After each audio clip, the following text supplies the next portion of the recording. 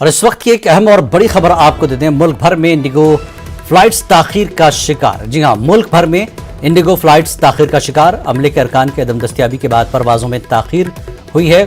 DGCA ने Indigo के खिलाफ सख्त नोटिस लिया है। परवाजों में ताखीर की वजाहत तलब की है डीजीसीए ने और सख्त नोट लिया है डीजीसीए ने इंडिगो की फ्लाइट्स की ताखीर होने पर।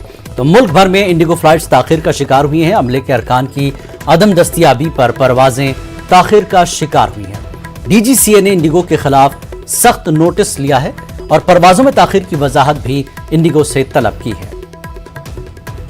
एक बार फिर आपको बता दें, मुल्क भर में इंडिगो की फ्लाइट्स जो है ताखीर हो रही है उसमें, और वजह यह बताई जा रही है कि अमले के अरकान न होने की वजह से परवाजों में ताखीर हो रही है, जिसके बाद डीजीसीए ने इंडिगो के खिलाफ सख्त नोटिस लिया है और परवाजों में ताखीर की वजाहत भी इंडिगो से तलब की है।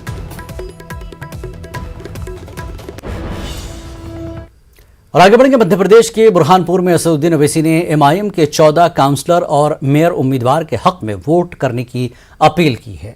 जलसे आम से खिताब करते हुए असदुद्दीन ओवैसी ने कहा कि बल्दियाती इंतखाबात में एमआईएम की मौजूदगी से बीजेपी कांग्रेस लीडरान की नींदें उड़ गई हैं।